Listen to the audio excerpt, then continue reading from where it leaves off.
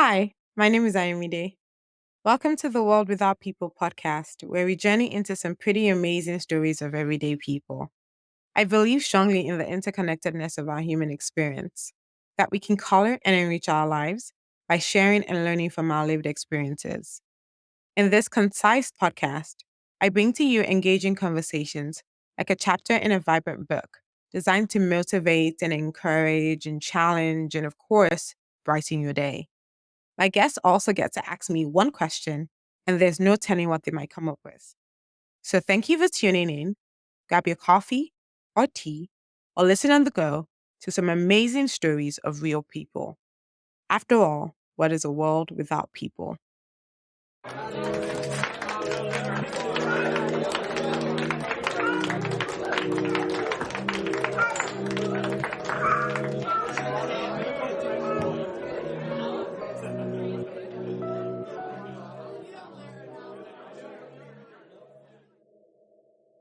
Hello, everyone, and welcome to another episode of The World Without People. My name is Ayomide, and I cannot wait for you to get into this conversation that I'm getting ready to have with a childhood friend, Kikelomo Ajala. This is an inspiring story, just an amazing testimony, really. And so, welcome, Kike. Hi, Emily. So nice to be on here. Thank you for having me. So I'm just going to jump right into it. Okay. In 2015, I wasn't feeling so well, and I noticed that I started secreting. I woke up one morning and I had noticed that the left side of my pajama top was wet, and I was wondering why is it wet? What's going on? So I started pressing my breast, and I realized that milk was coming out. It was very shocking to me because I wasn't pregnant. Neither had I just had a baby that I was secreting milk. So I remember calling one of our doctors, and he had said I should come in for test and they would check it out. And he now said, oh, it's possible that it's PCOS, but it's a normal thing with women, and what we just have to do is to take it out.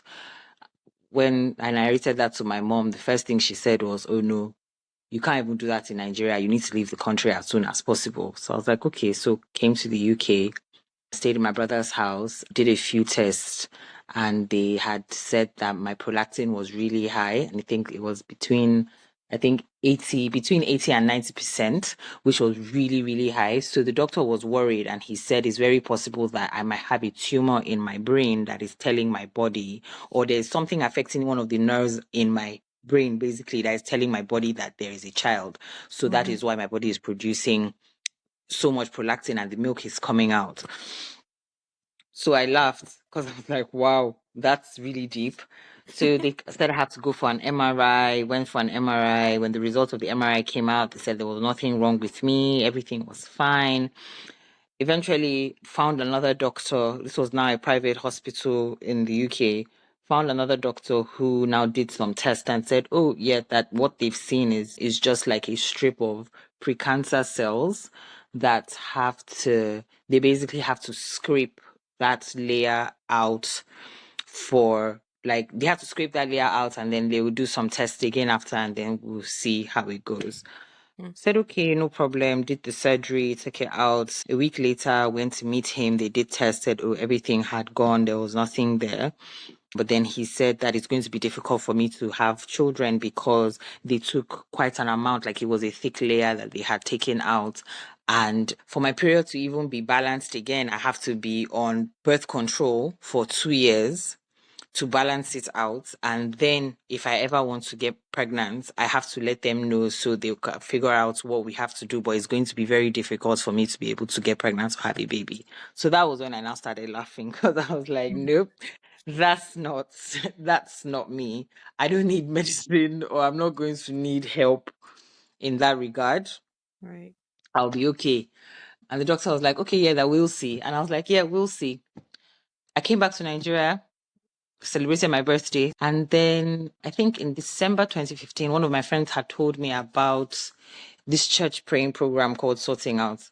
And for some strange reason, everything that was just happening to me then, oh, mind you, my breast was still secreting milk even after the surgery. Right. it continued.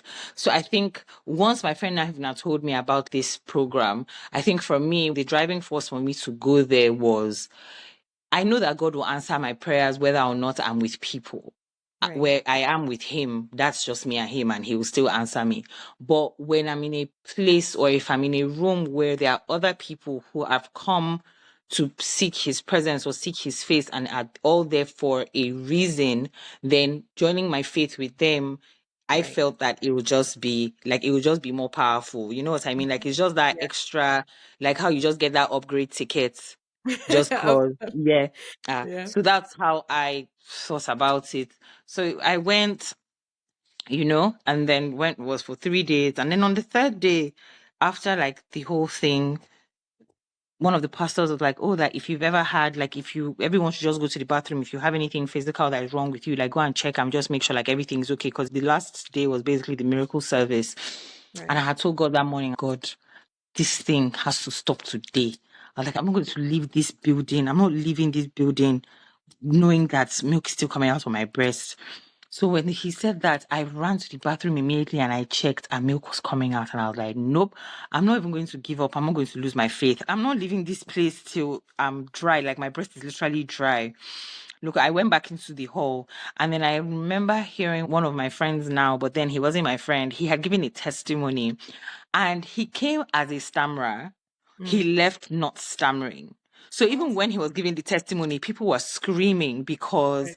this is the same person that was stammering, and all of a sudden he's talking so fluently, like nothing. And I was Mm. just like, God, please, this is me. So I ran back into the toilet, and then like there was nothing.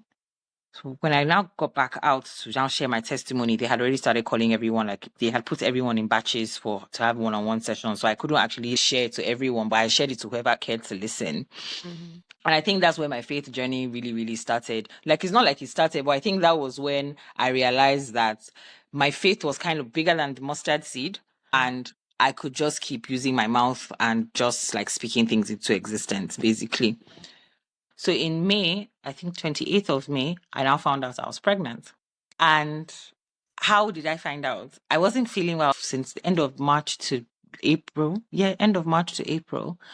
And I kept going to this hospital and they would check my blood. They checked if I was pregnant, said there was nothing wrong with me, And this is did Nigeria, tests right? and yes, did Okay. did some tests and then they now said, oh, that I have typhoid and cholera. Mm. So when the doctor mentioned cholera, I was so shocked because I was like,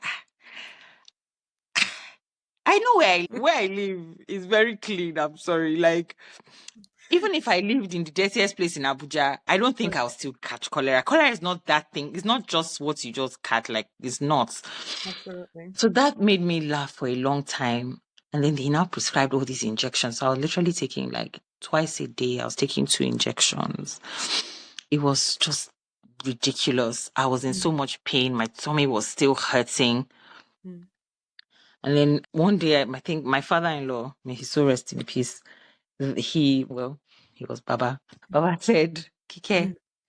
you know what? You need to see my friend. My friend is a very good doctor. I'm going to take you and we're going to go and meet him. So he went to see Baba's friend. And the doctor just said, okay, so they've done everything. You have your records. Can you just book an appointment with Echo Scan so at least I can see because I don't have the equipment here. How do I explain it? He was like basically the head doctor for the Supreme Court or Okay. whatever. So of course, for me to start going through all that process when they now check the records and realize I'm not even a lawyer, not to even talk of a clerk, like who Right. is this person? So he just said, go to a private hospital, get the scan and come back and let me read what they say. So I said, okay. Irede was in the office then. I went to Echo Scan, walked in. I went there thinking that, hey God, I just hope they're not going to say that there's another thing that has grown between 2015 and now. Right. And then the doctor who was about to do the scan just said, okay, like he would just like to know like a brief history. So I now just told him what had happened. So he said, okay, lie down. He was still asking questions.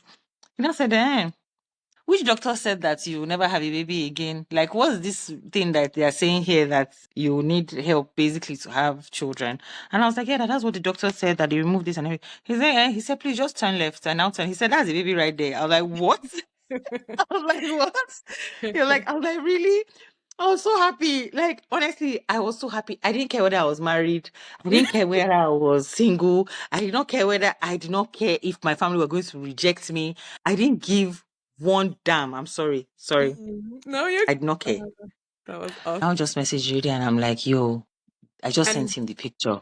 wait, for the listeners, sorry, it is your husband now, but Yes, at the it is time my was your husband now. But boyfriend. then, yes, then he was my boo. In fact, we were just friends.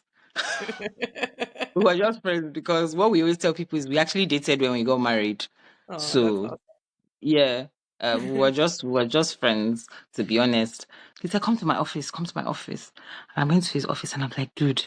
He now said, "What? Kike, you're pregnant?" I was like, "Yes." He was like, "So we're keeping it now." He was like, "Yo, let's get married. Like we're getting married." I was like, "What, dude? Wait, wait." So I got to that place of, "Are you marrying me because I'm pregnant? Please don't marry me because I'm Oh. pregnant. Because I don't want to be that person. Like I don't want to be that girl that will not be like, oh my god, she trapped him. Because that's not really it. You know, we can take it out, please. Like it's not that Mm-hmm. deep." But I'm just Mm-hmm. happy that I am, like because of what the doctor had said. Yeah. Fast forward, everything just went very fast between that 28th of April to June 13th. Mm, Everything went really, really fast because by June 14th, we were married. Like we did our court wedding. mm, And then in July, the white was meant to be like booked in July. Of course, there were lots of like stress and things like regarding like the wedding and what pastor said. And this one, don't wear white. You can't wear this because you're pregnant and we're going to punish you because we're the representative of God on earth. And I'm looking at them like, hello, wow. people. First of all, can we acknowledge God for this testimony and this miracle first before you Amen. start to judge? But then, hey, you guys can never understand the works of my father clearly because if you want to punish me, his daughter, then you don't even know who he is. So, deuces, see you later. So, Amen. Irede and I just kept walking in that space of nobody is going to steal our joy. God is good, God is great. We're not going to be afraid of anything or anybody and whatever anyone is going to say. Mm, So, we did a court. And then in July, the 7th of July, we went to Lagos. mm, We went for one of our friends' baby dedication, and we had visited our family friends who had a baby. And I remember giving him his first bath because she was so scared to give the baby a bath because he was really small. mm. And I was like, "Ah, please, me, I know how to bath, baby. Bring this boy." So with my little tiny bump, I was there on the stool in the bathroom, scrubbing him with black soap and palm oil and all, just feeling like, yep, I'm about to do this too. I'm already mommy ready. Yeah, so we went for this event, I think the next day, and then my tummy started to hurt. And it Mm, was just weird because it started so slowly that I didn't think anything of it because the doctor had already told me, Baba's doctor had already told me that there are 1,001 things that happen when a woman is pregnant, and no mm. pregnancy is the same. So if Right. you're feeling cramps here and there, you just need to rest. Some people, your legs will swell, some your legs will be fine. Some your face will swell, you'll be fine. It's like everyone's is different. So some Mm, people you will not even eat at all, but the baby will still come out fine. So mm, it all just depends on. So that was what was in my head, and that was my mindset all through that period. I was just like, this is just normal. My tummy is just hurting because probably maybe like the baby is moving or something. That's what I was just telling myself.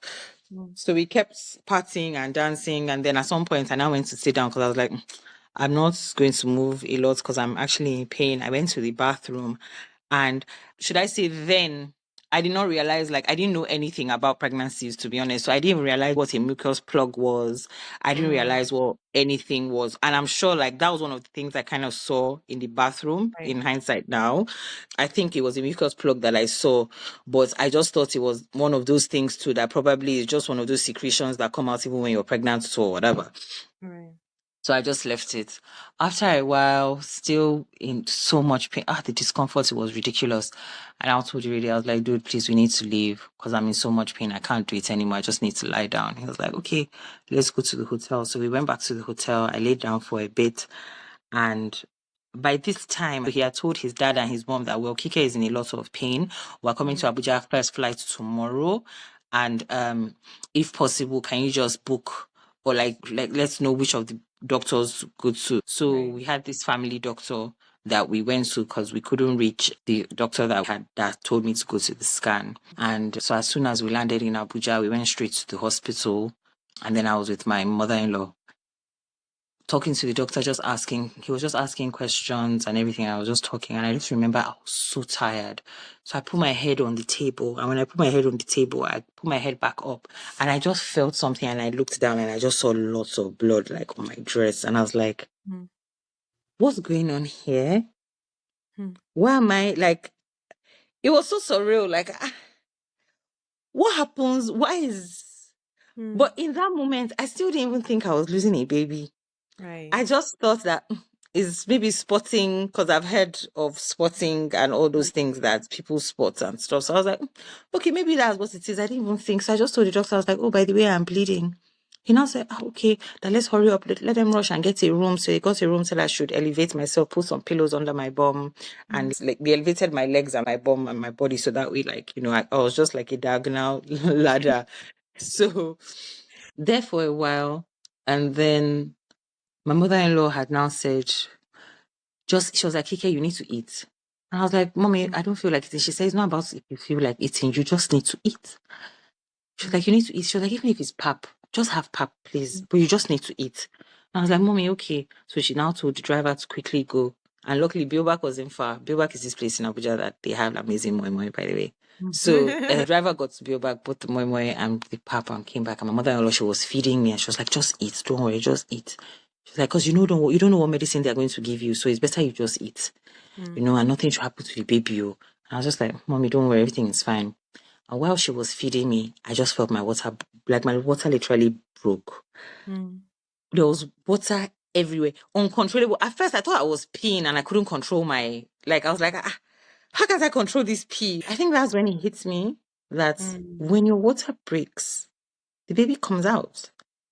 For a second, I was like, oh my gosh, I'm about to lose my baby. Like, I can't give birth to a baby. Like, baby is still tiny, like, it's still small. Right. So my mother-in-law now went out and called the doctor, screaming, literally telling everybody, "Yeah, come and attend to my child." And they came in. The doctor said, okay, that the rate at which things are going, he's really sorry, but we're going to have to lose the baby because, unfortunately, because of the age or the time that the baby is at, they don't know how to save a baby, a fetus that is that old. And that was what, 5 months?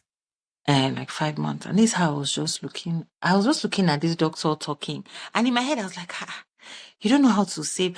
I had so many questions in my head. The questions I asked already. I was like, so is it at medical school when they used to study this like gynecology and all these things? Is it that they used to play? I was like, do they play them? He was like, what do I mean? I said, no, maybe they play because how can someone tell me after he studied for so many years, you don't know how to, you are not capable of, he even now said, if he was in the United Kingdom or the United States, that they have ways and they have things to Yeah. help and save Yeah. a baby. And Yeah. I So was thank like, you. what?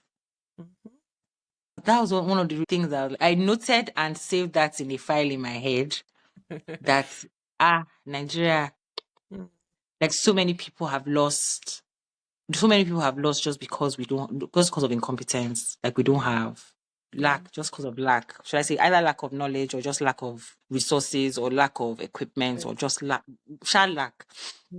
Anyways, where did I stop? Okay. So at this point, my husband, my mother-in-law, my father-in-law were all at the hospital with me. And this is how I was looking at them and they were looking at me.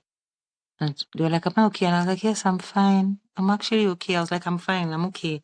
So I told the radio, I was like, please, can you kindly play Nathaniel Bassi, like Yahweh? So he was playing Yahweh in the background and he was on repeat.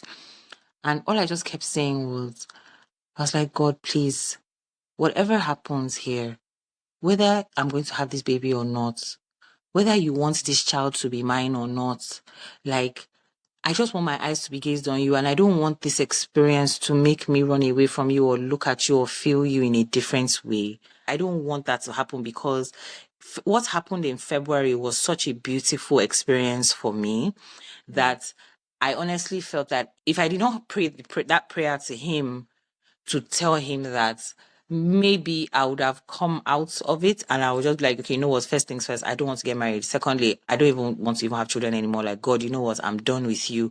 Like, how Mm, can you just bless me? And then in 2 weeks, I'll be 2 months, I'll be 5 months, you've literally now taken it away from me. But because mm, of who I am in him and who I know he is to me, I know that that's not even his plan for me. Like, his plan mm. is not even to stress me. Stress is not even there. It's not stress. Yeah. So I just told you, like, you know what, let's just worship and let's just be thankful. Yes, it was painful. We did cry. We hugged each other and cried.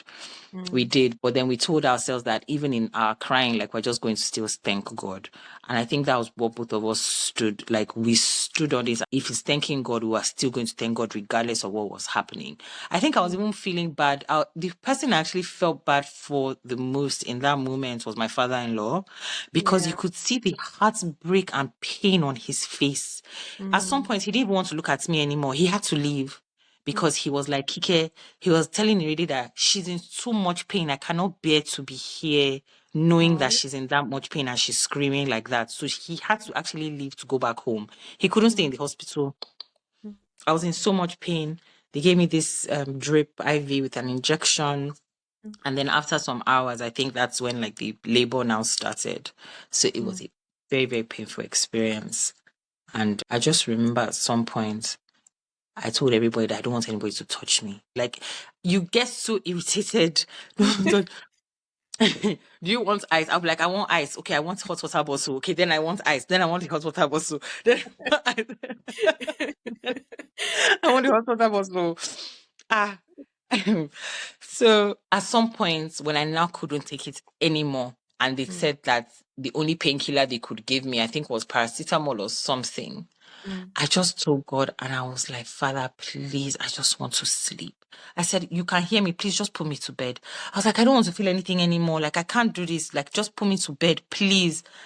And I remember just passing out. Mm, I don't know how I did it. I don't know what happened. I just know mm. that I passed out. And by Yeah. the time I woke up because I felt the need or felt the urge that I wanted to pee Yeah. and poo. Mm-hmm. So I woke up and I was like, Irede, Irede. And he was sleeping. I Yeah. was like, Irede, Irede, Irede. And he now said, what? And I was like, I need to pee. In fact, no, Irede, I actually need to poo. Like, I really need to poo and I need to get up now because I need to poo. But we didn't know that that feeling is because the baby is going to come out.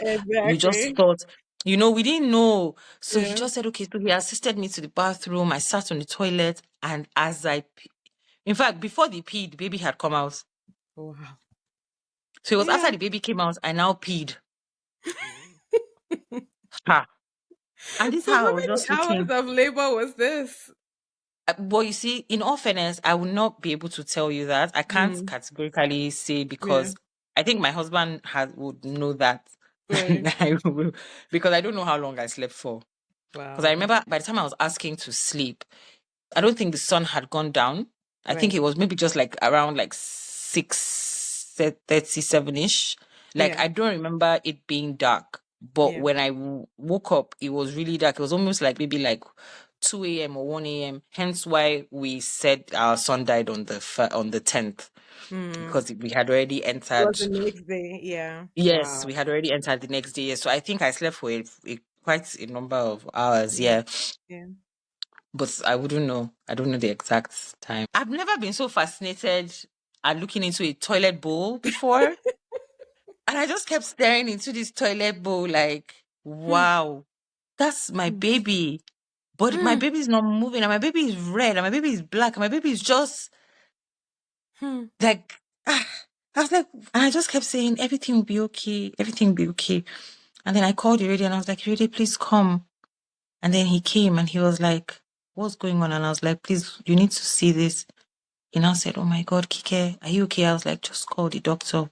So he Hmm. called the doctor. Doctor came. And I said I had to stand up. So they carried the baby, put the baby like in the curved Petri dish, the one that looks like a kidney, like the Yeah. I bean. know. Yeah. I Yeah. know. And put the baby in there. That's how tiny he was. Wow. That's actually how tiny he was. He fits perfectly into that silver steel bowl. Yeah. Did you And I know was it was like, gonna be a boy before that? no, I didn't. That Hmm. was when I knew that it was that day, but in the Yeah. morning when Later. he really Yeah. now said, "Oh, that it was a boy," and I Hmm. was like, "Ah, my baby follower, my baby." But anyway, So you had a we name know. before that, or did you name Oh him? yeah, we already knew. We already knew that whatever boy or girl, I've Mm-hmm. been followers. It's Unisex. I'm born for God, so it's unisex regardless. So we didn't think, well, like if it's a boy fine, it's a girl fine. Mm. So the doctor comes and the nurse, I stand up, they now walk me to the bed, and then the petri dish is there, and they're like, we have to be gentle because they can't detach the baby. The baby is going to basically be attached to me till I push the placenta out. And I was like, what? Which kind of traumatic experience is this one going to be? So of course, it really made it a mission to make sure Kike did not look down. Like I didn't like raise up Mm-hmm. my head to keep looking down because he felt if I kept looking at the baby, I'll get into a place where I'm now moving from my peace into a Mm-hmm. place of like anger, depression, sadness, and all. And he was like, he didn't want that to happen to me. That way was still playing, Yeah. the way was playing on repeat, non-stop. So at some point, I remember I even just started singing. Okay, no, when the placenta came out, I remember I was just even singing all through because men pushing that placenta out too was another version of the labor. Like it's also extremely painful. Wow. So did that. Placenta came out. They really had to go and bury the baby because he said he had to go and bury the baby. Can I ask you about that? Because the regular Yoruba tradition, you're not supposed to bury your kid or whatever. Did he have to do it alone? I Your think parents he want to went. do it? No, he went with a friend. I think he went with a friend. I can't just remember which friend. I don't think he went alone. Mm. Or probably he did go alone. I think he went alone for the first one. Sorry. It's okay. I think it was the second that he went with a friend or two. But the first Hmm. one, I can't remember him going. No, I think he went alone. But then I cannot tell you like that Yeah. time. There's a lot of things that they've actually gone. That archive in my brain, a lot of files have escaped. So they gave me an injection. I go back to sleep and then I wake up. And by the time I wake up, I'm looking around and Iride is not there. My mother-in-law is there. Mm. My dad had just landed from the UK because of the wedding. So my Right. dad comes straight to the hospital. And Mm. as soon as I see my dad, I just start crying. Aw. Just because I'm just like, Daddy. And my dad was like, what's going on? Explained everything to him. And he said, well, one thing he knows is Kike is a very strong girl. Mm. He said he knows that Kike is a very strong girl, that regardless of whatever happens, that Kike will always be fine. And he Mm. just said to me, he was like, Kike, this could also be a blessing because you're about to get married and there's no child coming to even rob you guys of even enjoying like a honeymoon or even Right. like time together first. Right. Like, because it's always important that as a couple, you enjoy your time together before like you even have a child, whether you've been married for, even if it's 4 weeks, even if it's 1 month, even if it's 10 years, always enjoy each other before a child comes because when a child comes, it changes the whole dynamics and at least you have to be like grounded with each other first. So I think Right. that gave me hope when he said that. And then we left the hospital and that was on the 10th of July. And on the 15th of July, we did our white wedding. Hmm. And on the 16th, we did our traditional wedding. I still want to understand how that worked. Like, how are you not a ball of tears? How did you walk down the aisle not a ball of tears? Your parents not a ball of tears? How did that Hmm. happen? So I think first things first, as soon as we left the hospital, I decided that I wanted to stay in Iride's flat. I didn't want to be with anybody else. I just wanted to be with him. Mm-hmm. And as soon as we got home, like I went to the bathroom and I remember I just had this very long soak in the bathtub. Mm. And he just kept coming to check in on me. Like, am I okay? He called me when some of my friends had come because he Mm-hmm. had told them what had happened. He called me and they came and they sat, they were just looking at me. Mm. Okay, of course, when he just said they were here, I was like, I have to get up and now get out of this bathtub. So I got out. I was so excited to see them. But then because of the person that I am and because of the person that they knew they didn't expect like I think everyone already just knew that there's not going to be tears here. There's Yeah. not going to be that. Guys, let's just laugh and let's just keep it moving. I think the only person who got a bit emotional was Mrs. Agunloye. You know her. She's Yeah. just a sweetheart. She was just like, But she didn't Yeah. even want to show me. So I think she now just said, you know what, she has to go home. So that's what happened. Mm, And before my other friends left, some of Iride's friends came. My mom came. His mom came. They brought food. mhm, And we literally turned that flat into a party. mhm. Like everyone just started dancing, playing music. And also, at least that just kept my mind off things. A lot Mm, of our friends came. So that just kept my mind off stuff. So by the time I woke up the next morning was a bit painful because woke up the next morning and then the reality of everything now dawned on me. And I yeah. remember waking up and just crying, Mm, crying and crying. And I told Rudy, I was like, what is this? And he was like, babe, you know, in all honesty, we can postpone the wedding. In fact, we don't even have to get married here. We can marry mm, abroad. mm, We can just go somewhere. If you just want, we can just go to Ghana. We can just go anywhere and just get a pastor there and he will just marry us. Like, so you don't even need to deal with any of this stress. right. Just be okay. But just know this, that whatever it is, you and I, like, is me and you. So Mhm, don't even disturb yourself. Don't think of anything. It's not because of the baby. I'm not with you because of any pregnancy. I'm with you because I want to be with you. And I think that for me was very soothing mhm, because even during the whole wedding period and the process and preparation, I had aunties and uncles that kept saying, better make sure that it's not because you're pregnant that this man wants to marry you. And I'm like, it's not because of it, guys. Like, Nigerians. first things first, before anybody even starts this whole Kike is pregnant and somebody wants to marry her, can it be like, let's thank God that everything that this girl went through, her body could even carry a baby. Like, I Right. emailed the doctor. I mean, emailed him to tell him that I was pregnant. After I Yeah, had my third child, I emailed him again to let him know that now I'm a mommy of three. I know that's right. I know that's right. So just know, as I just know, sir. Next time, just don't be calling things for people's lives, man. Exactly. Absolutely. Be hopeful too. Be hopeful. Don't just because you spent how many years in uni for medical school, you just need to show yourself. Be hopeful too. Not everything science.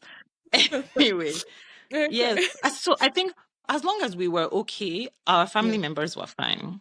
Right. Right. Our family members were actually fine. And because of the kind of person that I am and because of the kind of person it really is too, we're very strong people. Mm. Yeah. All I just thought to myself was, okay, in a few days, we're going to be married. And then I don't have to deal with every other thing because I'm just going to be with this person. So it's not better I just do it now and get it out of the way. Like that's Mm. what I was thinking about. I was like, okay, let's just do it now, get it out of the way, and then just live our lives together and, we'll be okay. And I was like, well, it's also going to be a good thing because we're going to see a lot of our friends. Like people are going to Right. come from different parts of the world to celebrate with us. So why not? So I was really looking forward to the white. So the day, of course, the morning of the 15th, did a few errands here and there. And then evening, because it was an evening wedding. And then we were in my friend's house getting ready. And then it started raining. This heavenly rain, you would think that the Amazon forest multiplied and all the trees plus the, what they call, plus, in fact, you think that I don't even know what was happening. The thunder, lightning, the rain, the downpour of rain was A monsoon. what? Mm. Till today, when people talk about our wedding, they're like, that rain. That's what they refer to. They're like, the rain. So I was stuck in my friend's house. We couldn't leave. Mm. But not only were we stuck there, I think God sent that rain for a reason because getting ready, doing my makeup, doing my hair. Once in a while, I'll get emotional. So, like the guy who was doing my makeup, God bless him, he kept like cleaning my eyes and redoing it and redoing it and redoing it. But he understood because he was also my friend. He had Right. been my friend for years. So he knew what I was going through. So he was very patient with me. The photographer was my friend too. He knew Mm. everything so he was very patient with me. So that's why I don't have pictures getting ready because he basically said my love and respect for you, I would never post that Yeah. because that was a very, very intimate and sacred thing that happened. Yeah. So I can't put that out there for people to see. Mm. He deleted Obvi- all the photos of Yeah. that getting ready part, apart from like the dress and the ones with the bridesmaids, like when I was Yeah. finally dressed. And then, of course, the things that they don't tell you about.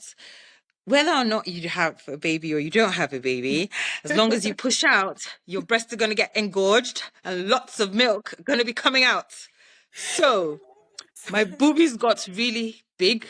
swollen, and painful. So what do we do? I started crying because I was in so much pain. Yeah. Two of my friends there, I begged them. They got hot water and towel, and these girls kept pressing my breast till they pressed till, in fact, every drop of milk inside came out because they were Right. like, no, you can't be uncomfortable. And the way we had calculated it was okay, since we've done this one now, we Mm-hmm. don't know when the next one will be, but at least it can take us to the end of the ceremony. And whatever happens, worst case, we can make an excuse and leave the ceremony and come back, but at least during the church blessing period. Yeah. So they were pressing, pressing, pressing. While all of this was going on, my mom, my mother-in-law, already they kept calling my friends. Where are you guys? What's going on? You people are late. The pastor is getting upset. The pastor is leaving. I said the pastor is not getting upset, nothing. Because even the pastor that was meant to marry, the pastor that was married us, we Right. prayed for that pastor Yeah. to marry us. Because the Mm. pastor that they wanted to marry us, we that's not who we wanted. Right. But that was what our family basically wanted. And we're like, Right. nope. So we said, God, make it work that this guy will Yeah. be the one that will marry us. And that's how that pastor traveled. He had a function to go for. So the pastor that was waiting, that everyone was projecting that he was upset, that one said, Yeah. I will be here even if it's till midnight. Mm. I'll marry these two because these are my favorite guys. Aw. So the rain like settled a bit, but it was still pouring. We had to manage. So I was wet. We had Yeah. to manage to go into the car. I got wet. No, no, no. I got there, had to navigate my way from the back of the car through the tent into the hall. Mm-hmm. And so yeah, I was a bit wet, but we tried to protect my face, so at least there was no mascara running or like uh, Right.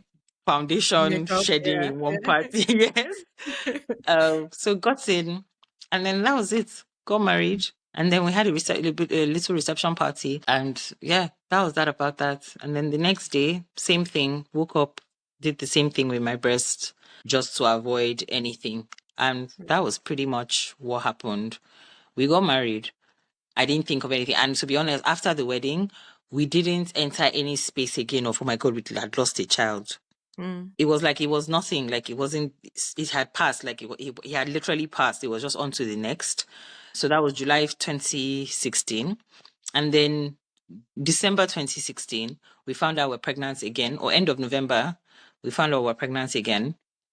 And this time we said, okay, no problem, we'll just take it easy, no stress, nothing, just be cool. So we traveled that December for Christmas, came back to Nigeria. And then instead of going to the same hospital we had gone to, because I think for me, it was just, I didn't want to go back to that hospital. Right.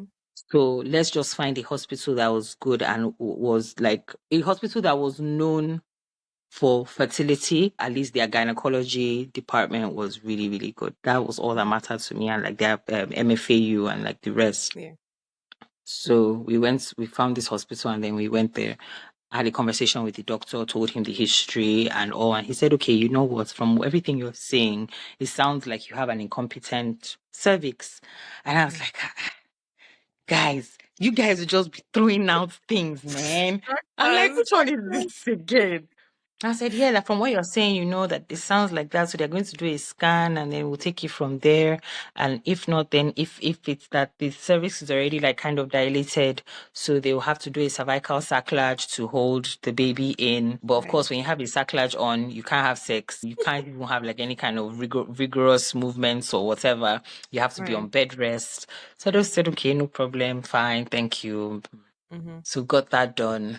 And I was on bed rest. So I was always at home. Didn't really go out much. I was always at home in the room or I'll go to the living room and watch TV. And that was what? Yes, in February we did it. February, March, April was okay. Then May, I think on the 8th of May, Mm-hmm. on the 7th of May, because she died on the 8th. On the 7th of May, I woke up that morning and I literally felt fire all over my body, especially on my joints, my fingers, my wrist, my ankles, my knees, my elbows, like excruciating pain. But then it was burns. It felt like burns. And I was like, what kind of spiritual attack is this? That's all I was thinking about. That which I just kept saying, man, all these witches, they are deep. Oh. Like, how are they doing it? I was like, is there a voodoo doll somewhere that someone is literally pouring like hot oil or something on me My and God. is actually affecting me? That's what I was thinking about. Because I was like, why am I feeling this much pain? After a while, my husband just said, Kike, let's wait for him to come back. So my husband just went outside. Like the first taxi we saw, we literally got into the cab and went straight to the hospital. As soon as we got there, of course, as we got there, he had already announced that my wife is having an emergency. This was going on. So they took me straight into the doctor's office. As soon as the doctor checked, he was like, we can see a membrane. And I was like, oh my God, is this about to happen again? I was like, no, this can't happen again. No, this can't happen again. They now did the same thing again. Lie under pillows, elevate yourself, da da da da da. Did that. Okay. To have the baby, no incubator. What do you mean? No incubator. How does she I'm have sorry. incubator? I want They to have understand. incubators, but they did not have enough. They had though, but it was full. Like the like it was full. All the incubators were used. So there was no vacant incubator, except we went to National Hospital and Kikelomo, I rather die than go to National Hospital. Never ever. Hmm. Nope. Hmm. Never. So I said, nope. I said, I will hold myself and stay hanging. I don't even mind hang me from my legs. I rather do that. I'm not going there. So they now called another hospital and they had incubators available. So we now had to get an ambulance. Mind you, it's only in Nigeria that I know that you get an ambulance separate from the nurse that will assist you, separate from another. So it almost took like a 1 hour process of paperwork and stuff. Well, I was already lying down in the ambulance, so we did not Hmm. leave until like an hour later. Hmm. And then we got to that hospital. When we Yeah. got there, luckily the chairman of the hospital, the board of directors, they were all there.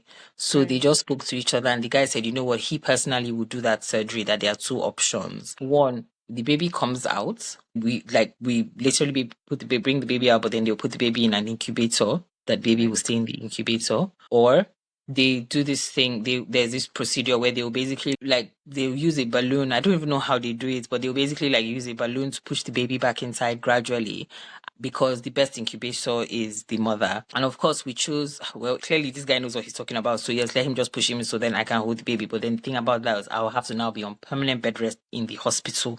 And I was like, I don't mind. Shades, how many months? It's not far, it's not long. The baby will come out. If I had known then what I know now, I think Iridia and I would have they should have just done the CS to bring the baby out, stay in the incubator.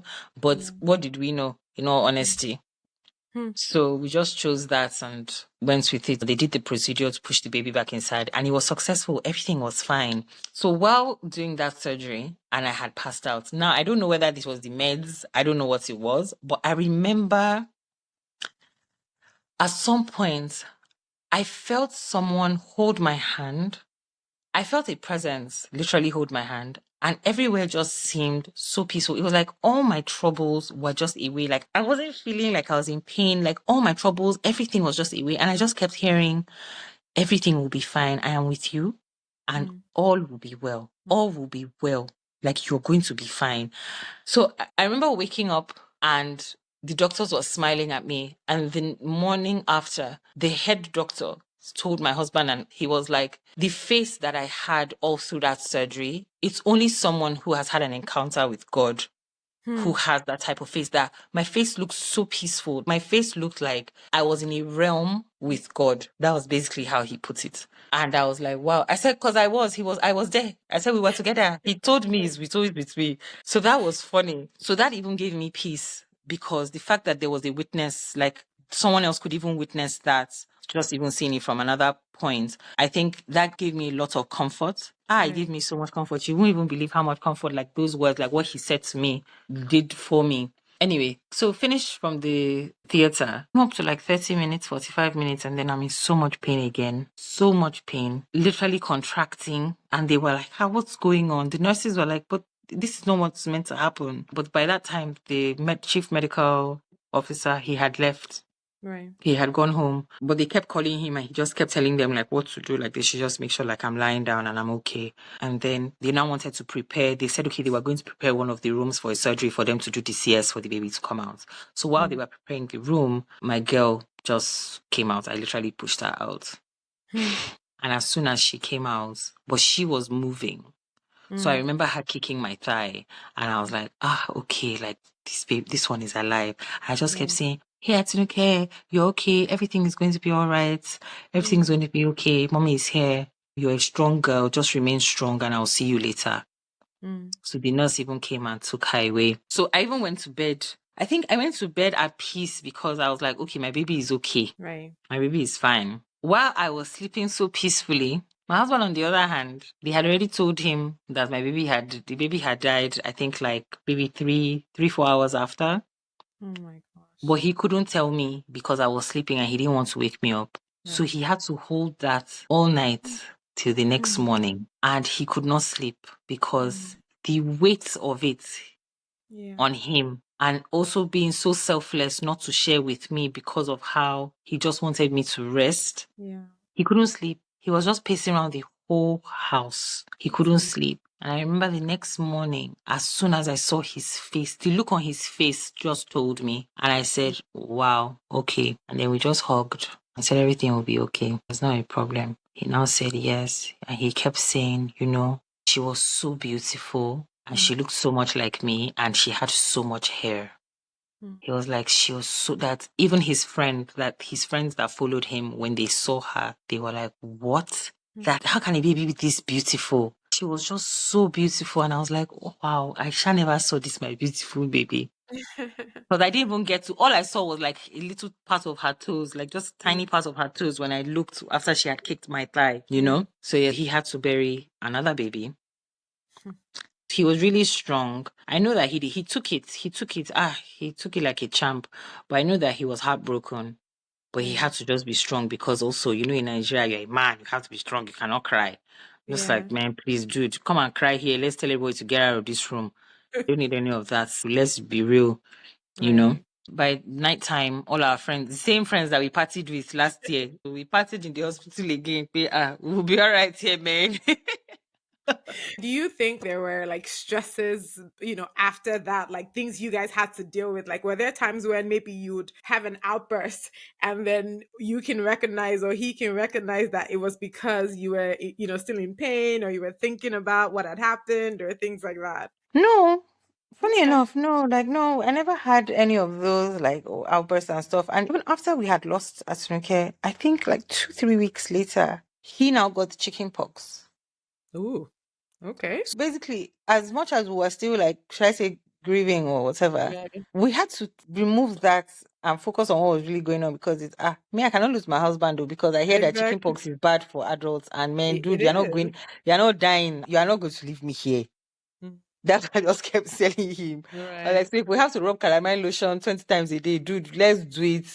We're here together, don't worry. So I told all the staff, like, you guys just stay in the kitchen. Anything I Mm. need, I'll let you know. And then we just Mm. found a way to do the timetable of when he's in the room, somebody comes to clean. When he comes Mm. back to the living room, somebody goes to the room to change the sheets and do. So we shall figure that out. And luckily, Yeah. I had chicken pox before, so I could Yeah. nurse him, Right. which was, I think that was a blessing. Mm. So that had happened. And I think all those experiences brought us closer, if I'm Yeah. being very honest. And yeah, so that was 2017, May Mm. 2017. And then May, June, July, we went for our friend's wedding in Greece. And from Greece, we decided to do like some different cities in America just to get our minds off everything that was happening. And let's just have fun and just party like teenagers and while we were doing all of that, I didn't even realize we were pregnant. Mm. I think we conceived in Greece, and so all through the American tour I was pregnant, but I didn't know, and we are just partying and just being wild, if I'm being honest. By the time we got back to Nigeria, it was our friend's wedding, and not too long after that I went to America to be with Irede's friend that's a doctor, and that's how I was in America to have our daughter. Then I was on bed rest Mhm. for 7 months. I was taking progesterone shots every week.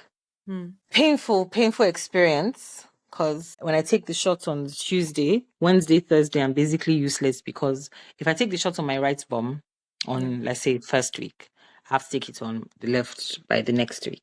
So you can imagine alternating that, and then every 2 days after, you're still feeling all that pain. I'm just thankful that I never had like any abscess or any of those things because it would Right. have just been worse, but I never did. So yeah, and then I'll shower like once a week. Sometimes I'll push it to twice, but I was just being extremely careful about Mm. even standing up. I was lying down all through Mm. because I didn't want to risk it. I didn't want to risk it at all. I was so dedicated to like, you know what, nothing is taking this child from me.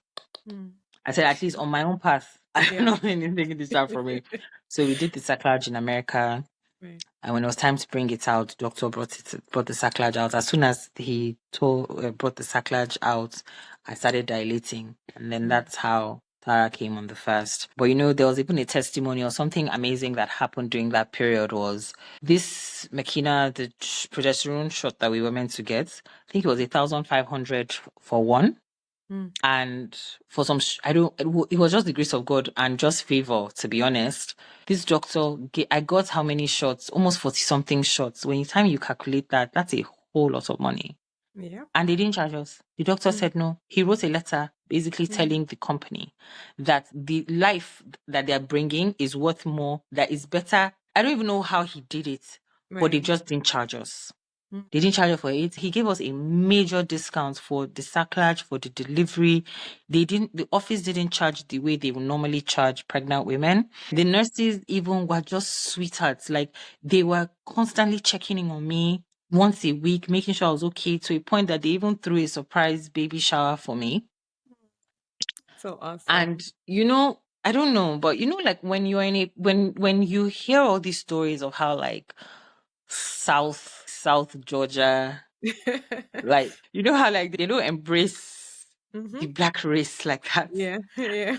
And then you see these people that the Spirit of God literally went before me to, should I say, consume them, Yeah. to just love me and favor me and love my husband, that they were just doing things for us. I didn't take that for granted at all. Mm. Till Mm. today, I still talk to a lot of them. We still That's chat. awesome. We still chat because they were amazing people. Even the naming ceremony, they came. When we had the naming in America, they all came and they were there. So yeah, so that's how we had Tara Olua from the body of God, because she's truly from the body of God. For real, real. And yeah, so What that was was the 20. relief like when she like that she was finally delivered, that it was 9 months and Um, nothing had happened? What was that relief like? in fact, the relief for me was after I'd had her, I was still dumbfounded because I'm looking at this child and I'm remembering where I've come from. But then Mm. I'm so thankful for what is happening. So I start crying because I'm like, God, look at how long it took for us to Mm. get here. And then I now get into a place of panic where I'm like, can I even do this? Like, can I look Right. after this one that I've been there saying, baby, baby, baby? Now that baby is here, can I even? For real, real. I'm like, can I do this? Can I really do Mm. this? And so I was Mm. really being very, very honest with myself. Like, hey, will you be able to do this? I was like, yeah, you know what? I got this. Like, I can do it. Like, it'll be fine. So every day, so I think like the first week of her being born, I didn't sleep. Yeah, I'm sure. This Did I you was even just bathe her staring. yourself? Well, I know parents Yes, usually do that, but were you yes, able? I Like, I did. feel like I'd have been Oh, scared. no, I did. Oh, hey, I gave her a bath. I scrubbed her. Why not? Give her a sweet bath. I was so happy. I was very, very happy. I was happy to change her. Mm. Just change. I didn't even mind changing her outfit like 6 times a day. What's my Mm. business? It's not to do laundry. I don't mind. I was just changing her, taking pictures and sending.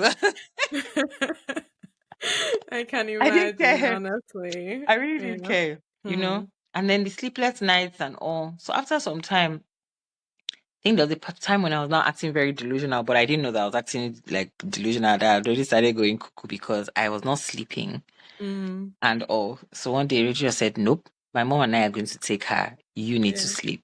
You Mm. actually need to sleep. So I think I slept. So the next day when I woke up, I cried. So even at the naming, I was just crying because I was Yeah. in awe. Like I was like, what? This Mm. is real. Like this Mm. is real. This is so real. Anyway, so yeah, so that was Tara. And yeah, so we enjoyed Tara 2018. And then by 2019, I think June, we found out we were pregnant again. Mhm. And this time I was depressed. I wept. I cried. I was shouting at my husband on the streets of London saying, I feel trapped. I feel trapped. I feel like my life is going to be taken away from me. I can't do this. What's the meaning of this? When I'm just about to relaunch my fashion line, I just paid Mm. for a fashion film, all of this. Mm. No, you cannot, you guys are not going to hold me down. Depressed, crying. Is there a part of you that feels now that you think about it like God was looking at you like, is this girl this ungrateful? Like, the hell is going on? Honestly, I think that the part of me now that looks at that girl then, what the part of me now tells that girl then is like, you're very, very silly. You could have just done contraception, silly girl. Mm. Which one Right? is crying? Why didn't you just do contraception? Jonathan, that's what the part me tells Yeah, that that makes me. sense actually. It's not Yeah. even about pay whether I'm graceful or not. God knows that I wanted a baby. So Right. baby came. But pay another one coming immediately. Haba. Come on now. So yeah, so found out we were pregnant. And then we went to this hospital because we now said, okay, you know what, let's even now go to a private hospital, let's do this. And funny enough, the doctor in the private hospital was trying to scare me, Mm. telling me that because of my history, they cannot take me because what if I have a preterm? Doctors, they will not be liable to do any surgery or anything for a preterm because they can't do it. So it's better I go to a public, like an NHS hospital, basically. She just kept focusing on she cannot do anything if anything bad happens. And Mm. for me, once you now start just doing that, I cannot even be around that type of energy Mm. because I need people that will just be like positive, just lifting me up, whether or Mm. not it's real or not, but like at least be sensitive to your patients. Yeah. So yeah, I got back to Nigeria and we just said, okay, we'll have the baby abroad, but at least let's just come back to Nigeria to see the family and everything. So we got back to Nigeria and then while we were here, because of the timing, I had spoken to my doctor and he said, the doctor in Nigeria, and he was like, oh, Kike, you have to do a sacrilege to hold. And I was like, I really don't want to. Because I actually heard don't. But my husband was like, nope. Mhm. And of course, I can't disobey him Right. regarding that. So I just obeyed, just like for peace and all. Right. So did the sacrilege and then we're now in the UK. So while in the UK, at one of our first appointments, they had tagged me as high risk. She's a high risk pregnancy. She needs this, she needs that. And then we went for a scan, and the one just said, oh, you seem fine. You don't look like you're high risk. You can just go out, you have your dinners, have your glass of wine, you could just like, chill. And I'm like, what? Please say it again. I was like, please say it again so he can hear you. As we're leaving that floor, I remember using the hand sanitizer, and as soon as I had washed, like rubbed it around my hands, I literally jumped, like leaped up for joy. And he was Mm. like, Kike, and I was like, that's how you know, like I'm strong, like I got Mm. this. Mm. I actually got this. So I really, really enjoyed that pregnancy. I wasn't as scared. And I think for me, part of the depression and the fear of my reaction at first when I found out crying and all was because I was scared. And I was Mm. scared because I thought, will I now go through another bed rest? Will I now go through being alone again in America? Am I going to go through doing all this? I was like, no. And then I have another baby. Am I going to be with Tara or am I Right. not going to be with Tara? Am I going to now leave Tara with my mom or my mother and father-in-law? Like, these are all Right. the things that were running through my head. I was like, no, no, no, this was not the life. Like, no. Mm. So it was a lot, and a lot of it was actually based on fear, but it was fear just because of an experience that I had had, and I shouldn't have projected. Mm. I shouldn't have, but Mhm. then I didn't even realize that that was what I was doing. Right. It's now that I'm actually speaking with you that I'm like, okay, yeah, okay, that was actually very silly because I was just projecting fears that were not even there, making small things look so big. So yeah, so 2019, yeah, had the pregnancy, and then 2020, still pregnant January, February, and then March. And with Tito B's pregnancy, everyone assumed that he was going to come in February as soon as they took the sacrilege out because of what happened with Tara. But you see, Mm. this boy, they took out the sacrilege. Mr. Man stayed till he was 41 weeks just to prove that my mommy's cervix is not incompetent. Amen. Honestly, because his name is Tito Mhm. Biolua. His Mhm. debut into this world was to prove the mightiness of who God is. So that was basically how Titobi came. 12th of March, 41-week old baby, big and chunky. Right before Zero to COVID, though, so that's helpful. 0 to 3 months was tight for him. We were buying newborn. This boy was born and he started weighing 3 months, 3 to 6 months. Chunky. In fact, by the time I had him, the day was we going to the hospital, if I'm not mistaken, Yurida and I walked into the hospital together with my mother-in-law. By the time I had Titobi, no one could come. You couldn't even have two visitors because in the space of those hours, COVID had now, like, he had become rapid that you couldn't even receive flowers. It was just the same person who was with you that had to be with you all through. And I was just like, what's going on here? What's going on? So I started getting scared and worried. So I now started getting agitated and I kept telling the nurses that, see, my baby is fine. I'm fine. Everything is fine. Please, I just want to go home. I just want to go home. I don't want to be in the hospital with I just want to be home. So as soon Right. as we got home, I remember his naming ceremony. We had to even get a pastor online to do it because we're not even going to let anybody come to the house. Right. So the house we were staying in then was just like the sanctuary that God gave us for 2020. Literally hid us from everything. Right. And so, yeah, so 2021, Tito B turns 1, Mm-hmm. March 12th. And then March 14th, my father-in-law dies. Mm. And we go to Nigeria for the funeral and all. And I did not realize that I was pregnant all through this time. Just there doing my thing. So sometime in April, we came back to the UK. And while we were here, I wasn't feeling well. I went to the hospital and explained what had happened, and I'm pregnant, but I'm not feeling well at all, and I'm vomiting, and they gave me this drug. And I didn't realize the drug they gave to me was what they give to chemo patients. Mm. So I was just throwing up a lot. Like I was ill. I was just throwing up a lot. So I now called one of my other friends who is a doctor and I told her what had happened. She drove all the way from her house to write a prescription for me, like a proper prescription. And I got the medicine and that actually made me feel better. And she was like, why would they give you medicine for chemo? She was like, what kind of rubbish is that? Did they realize that you were pregnant? I was like, yes, I told them I was pregnant. She was like, that's so silly. So she basically switched the drugs and I started getting better and I was actually now getting to be myself. So this third pregnancy was a sweet one because I went to Nigeria. I was in Lagos for 6 weeks doing my course, chilling, going to the beach, running around with the children, going for birthday parties. Like me, I was just having fun with this pregnancy. Funny enough, no one could tell. My stomach didn't start bulging out till like the end of the 5th month, starting of the 6th, which is weird because normally after you've had a pregnancy, it shows more with Neil. So my friend calls him a ninja because she was like, this one was just a stealth, clean guy. Like he just does his thing without anyone knowing, comes, nobody knows. He's in his tummy, he's not even showing himself. And then it's after you leave Nigeria, as soon as you land in the UK, this boy just shows himself, like your tummy just starts bulging out. And I'm like, man, he's really a ninja. And then end of August, September, we came back to the UK. It was a very beautiful pregnancy. I'm not going to lie. It was easy. Neil was very, very easy. It was a very, very, very, very, very easy pregnancy. And I'm really, really thankful to God because for the first time, I was at peace and at ease and I had rest. I had a lot of rest knowing that I wasn't anxious. I wasn't worried. I never woke up feeling like, oh, I want to go to the bathroom. Maybe I'll see blood if I'm peeing. I want to poo. I feel like, oh my God, the pressure will make me feel.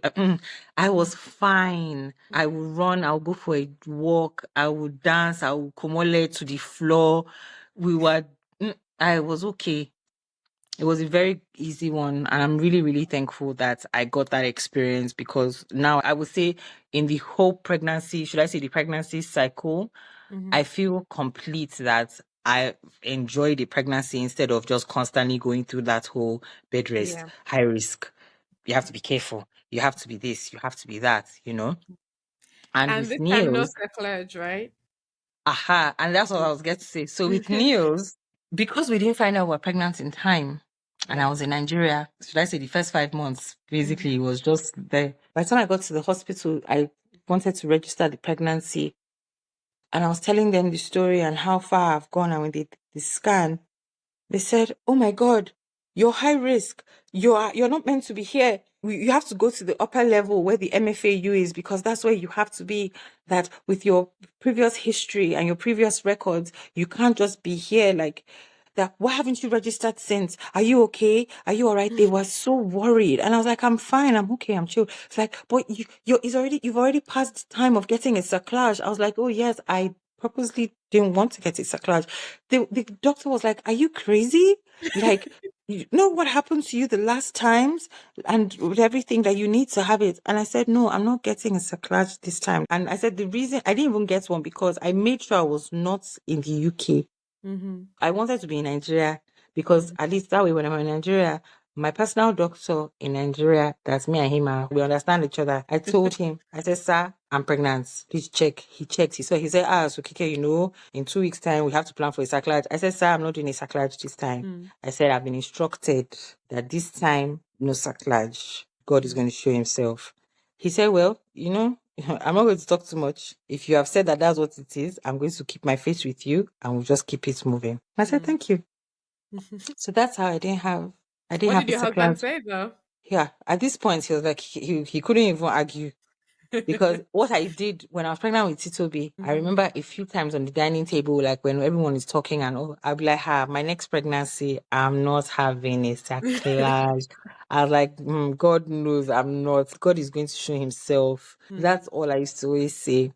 Mm-hmm. So, of course, they now booked me in for the MFAU and got a doctor. Said I had to come in the next week. So I went in the next week and then they did a normal scan and then they were like, oh, they're going to do a transvaginal scan because they wanted to check the length of the cervix and all. And as they did it, all of a sudden, the doctor said, are you sure that you never got a cerclage? And I'm like, no, I've never gotten a cerclage before. Like for this pregnancy, I've not. And he's like, that's weird because there's a white line literally holding your cervix. And I turn and I'm looking and I'm like, you can literally see a thick white line there holding it. And I'm so sure that I didn't get a cerclage. Mm-hmm. And it's obvious that I didn't get a sacrilege because the way he even did the transvaginal, like you can tell, like that's not even the way the sacrilege will even be tied or something, but if you could Right. just see the white line. So of course, in that moment, I just get my phone and I'm chatting with Irene and I'm telling him how there's a line, it's here. And all. And he was like, Holy Spirit has done it again. And I'm like, yup, of Aw. course, that's it. And the doctor's like, well, I have to come back next week that they need to have a meeting. Mm-hmm. And they're going to have to come back next week again to do another scan and then we'll take it from there. So I said, okay, that's not a problem, that I'm fine. They were like, oh, am I okay? I was like, I'm very okay. And I said, well, contact us if there's anything, just call the ambulance immediately. We'll get to you. Where do you live? If you can't get here within 30 minutes, there's the hospital that's not so far from you that you just go to. And I was like, guys, don't worry, I'll be fine. I'll be fine. Don't worry, we'll be fine. So this week after, go back again. And then what happens? The white line is not there anymore. My cervix is closed and everything is fine. And I'm just like, God, Mm. this is just fantastic. Mm. And that was just it, really. I was just like, wow, this is such a miracle. January 1st, 2022, Mm. Neil was born. Mm. So I have two first babies that don't like, that clearly like enjoyment because one was born on May 1st, which is Workers' Day. So that one's Right. he just chills. And then January 1st, constant party. So it's only Titobi that should I say is the serious one that's one about it. The rest love to party and relax them. They like to enjoy themselves. Yeah, and that's basically what happened. That's my pregnancy journey. So far, it's been good being a mom. You're trying to navigate your own life as a person and just like comparing, should I say, knowingly or unknowingly comparing like your childhood to what Mm. your children are experiencing and what you feel like your parents could have done better now that I'm a parent. So like I Mm. go through that.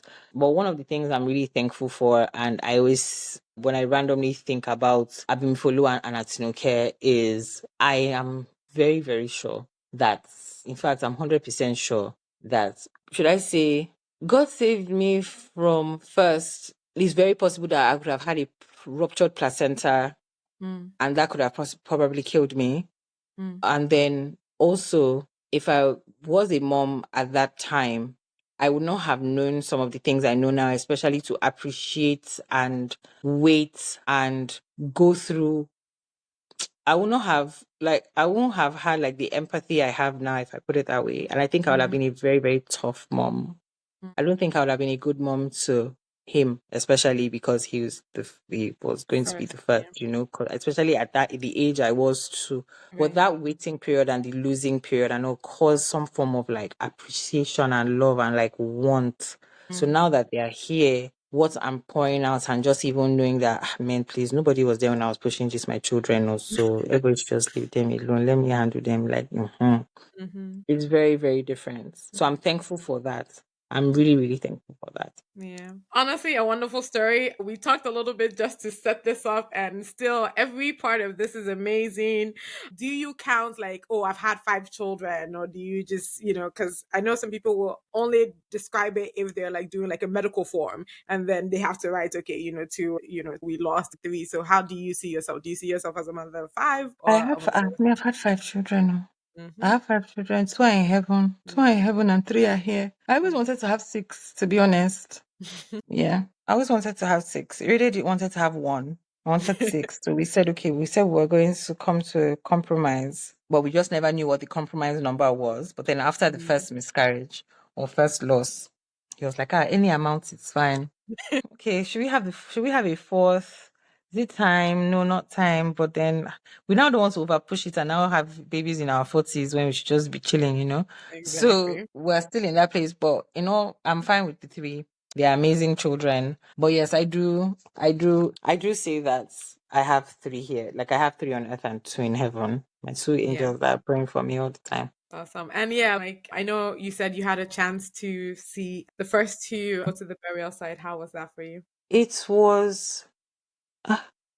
How do I explain this? When I first saw, I think I saw Atinuke's first Mm, when I was doing the search and going around, and we had to go by the dates. So mm. I saw hers first. And I think what struck me was the size of the tomb, like the size of, yeah, the Yeah. size of the tomb, whatever it's called. Yeah. I don't even know what to call it. Yeah. And I was like, what?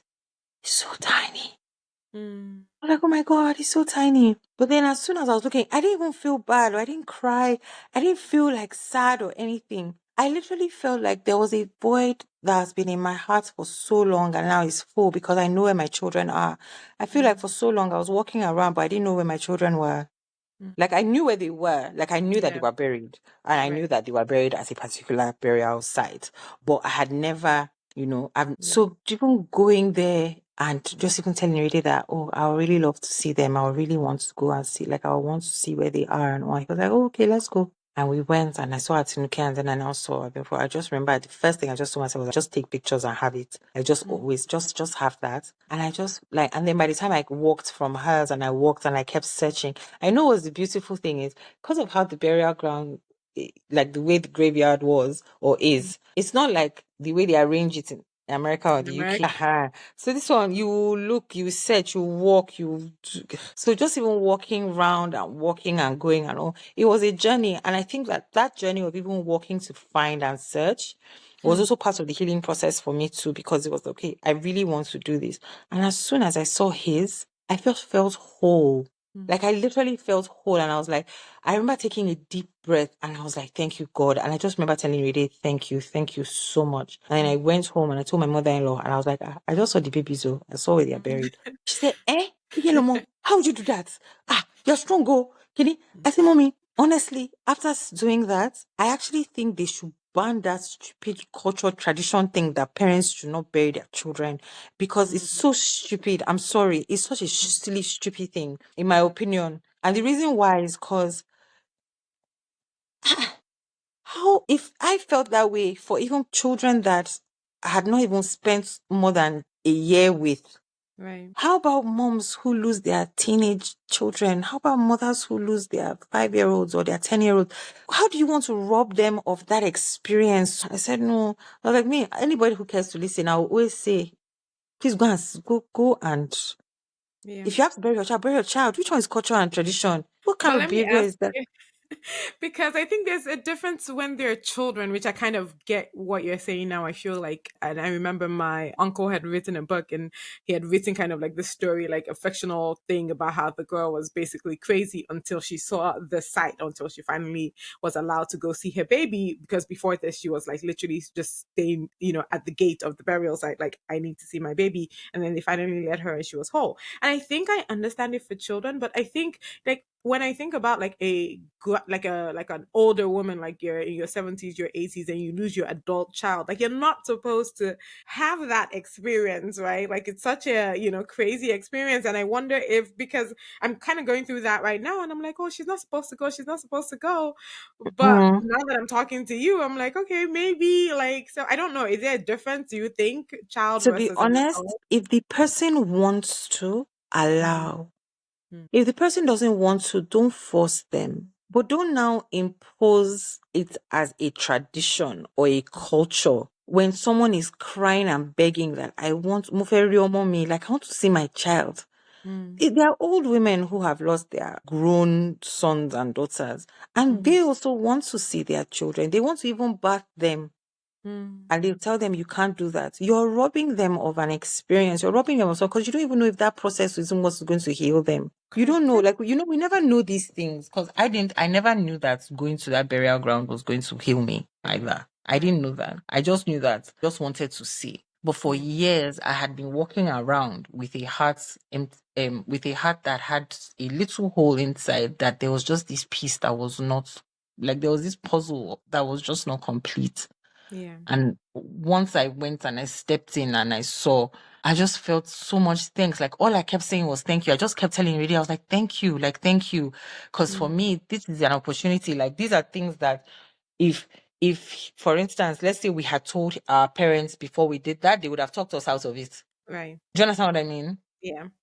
But then I'm so glad that we did it. I mean, your kids are still young, but do you tell them, have you told them anything about having older siblings or anything like that? No, not yet. Yeah. Yeah, we will still give them some. We'll give them a few years. Let them still just enjoy. Tara wants a baby sister. She wants a sister so bad. She wants a baby sister so bad because she's just done with these boys, man. These boys are just too rough for her. Like, mommy, I want a baby sister. I'm like, okay. Pray to God about it. Right.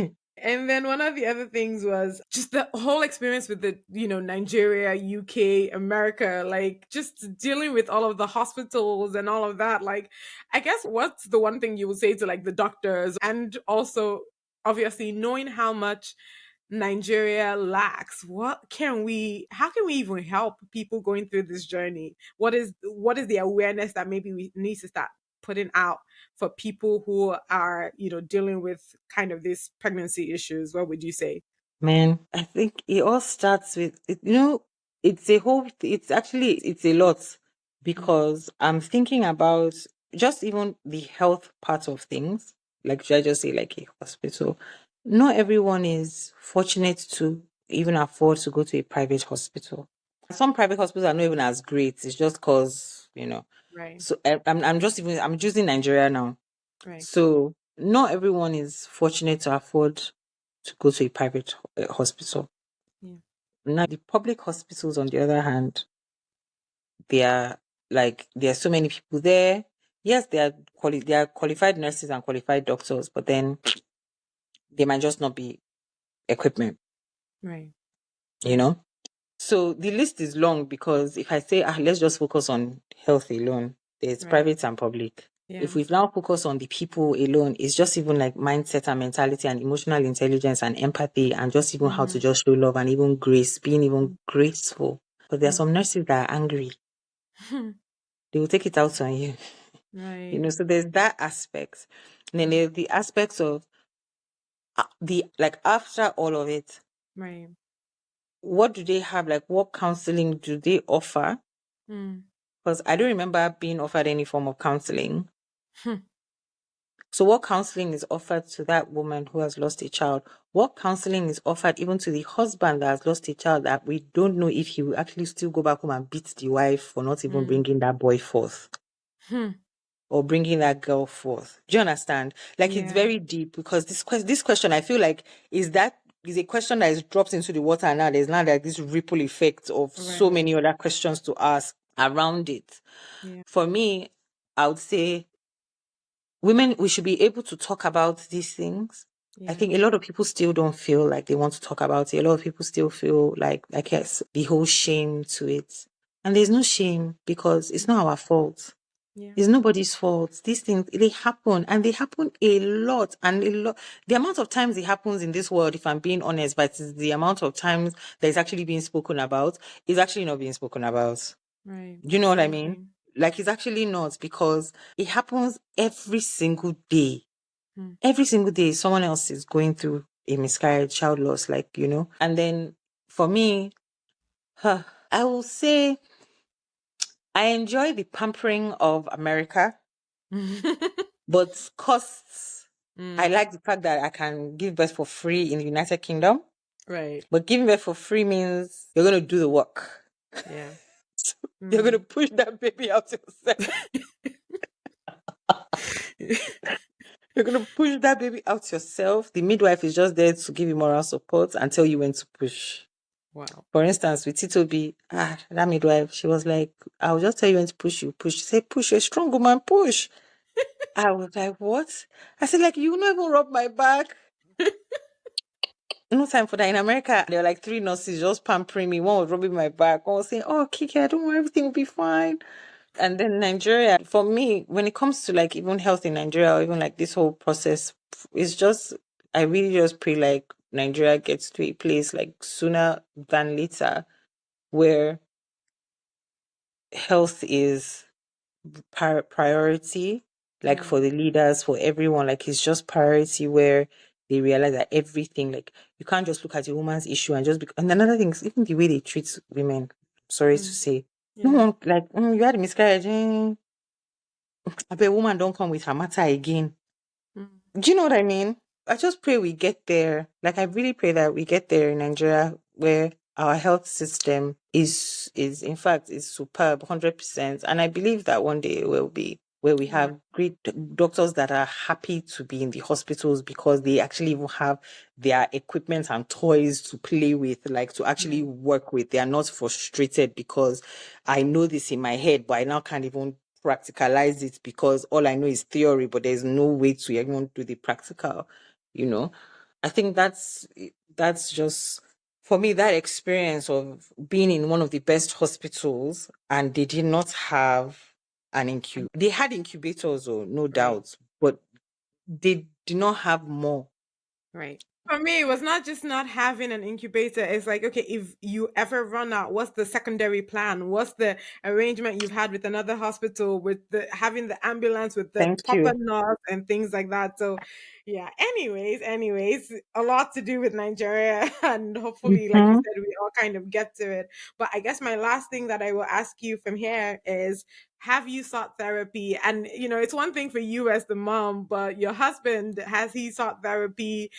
Is it just been talking to you guys? I mean, I know you have God, so you guys sound very healed, but have you guys really, like when the anniversaries come and things like that, how do you guys deal with your emotions and feelings? I think the first 2 years of the anniversaries was a bit, actually, no, I think just the first year. By the second year, for Atinuke's, though, it was easy because Tara was born 1st of May. Atinuke Mm, died on the 8th of May.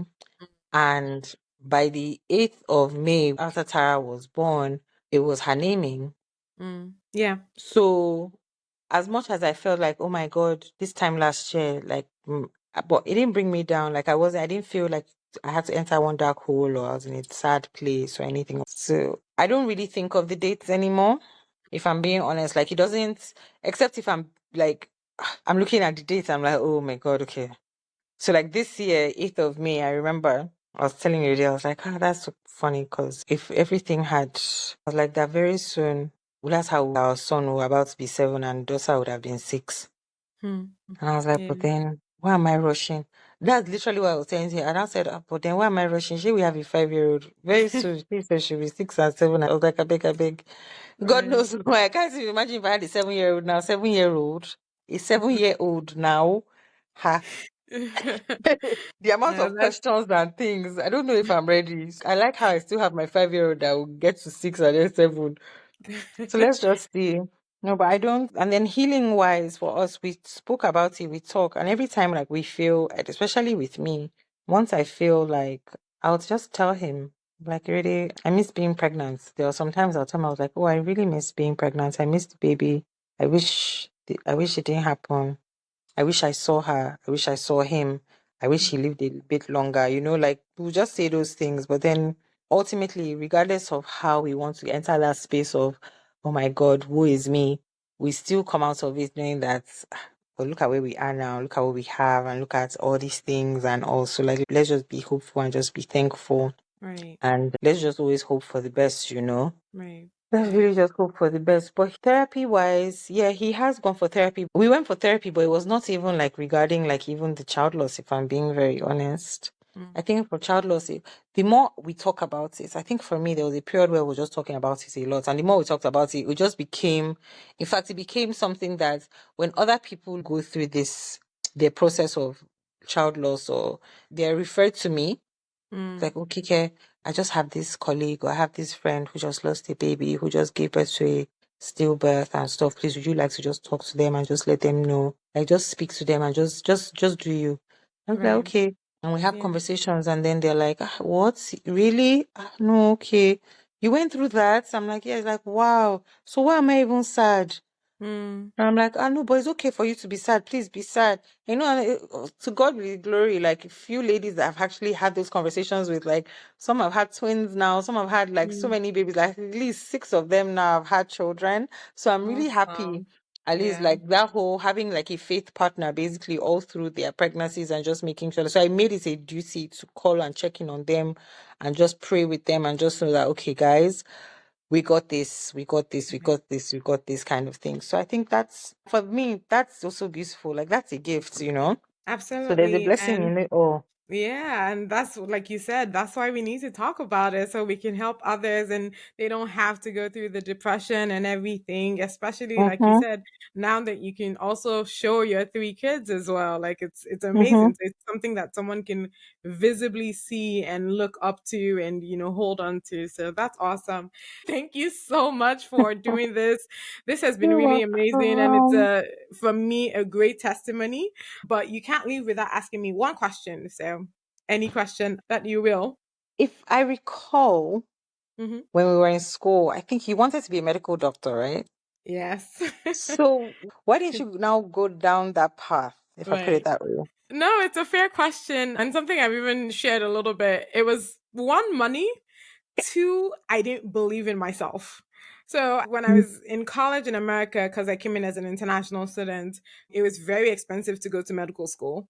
And the thought of it, like already being an international student, struggling to pay, like it's not like my parents had it like that. So I was like, do I want to put this burden on anybody? And then eventually I felt like, oh, can you even really do this? Like you're struggling with organic chemistry. And so how do you really do it? I think that if I look back, and it's funny because that's something I've been thinking about a lot lately. Like, if I look back, I wish I had someone or people who could have really encouraged me to figure out what it is my heart desired more than anything to do.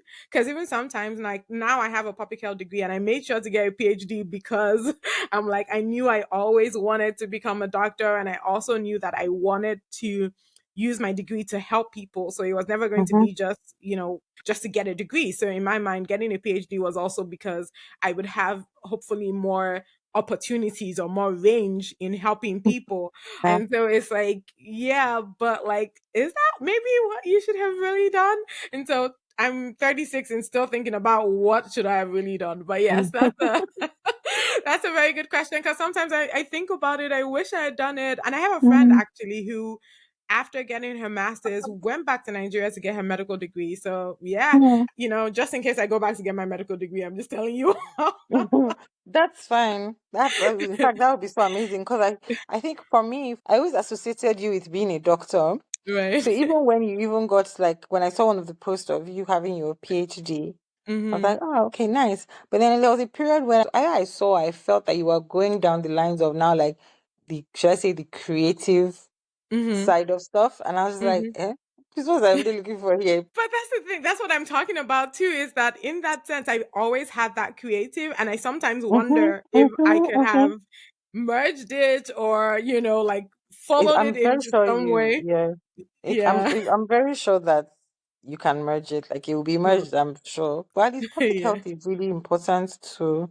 Yeah, Like it's especially with really COVID. important. That's really been very insightful. So, yeah, to your point, I mean, this is me trying to figure out, okay, creative, do your creative, but then really try and figure out how you can maybe use this creative to enhance the healthcare system, especially in Nigeria. Mm-hmm. So, yeah. Yeah. Well, thank you. Thank you so much. I really Welcome. appreciate it. And I don't even know what to say beyond. I'm so happy that you can share this testimony. I can't wait to see more of you and the kids and, Thank you. just I'm so happy. glad to I'm share really, it. really happy. Thank you for joining me in today's episode. Just like you would share with friends about a great book you read, don't forget to share this if you enjoyed it.